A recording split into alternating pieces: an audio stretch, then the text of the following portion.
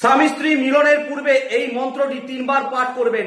যদি আপনি সেই মিলন দ্বারা সন্তান নিতে চান তাহলে দেখবেন সেই মিলন দ্বারা যে সন্তান স্ত্রীর গর্ভে আসবে সেই সন্তান কখনোই কোনো কুকর্মের সাথে যুক্ত হবে না। সেই সন্তান সর্বদাই ঈশ্বরের প্রিয় হবে, সেই সন্তান সর্বদাই মা বাবার প্রিয় সন্তান হবে এবং সমাজের জন্য সেই সন্তান অনেক কাজ করবে যদি এই মন্ত্রটি 3 বার পাঠ করে মিলন শুরু করেন আর সেই মিলন দ্বারা আপনার গর্ভে সন্তান আসে। তবে অবশ্যই মিলনের পূর্বে স্বামী স্ত্রী দুজনেই কিন্তু স্নান করে নেবেন। আর অবশ্যই এই প্রোফাইলটা ফলো করবেন আর ভিডিওটা শেয়ার করে ভিডিওটা লাইক করে কমেন্টে লিখে দেবেন জয় মা মনসা।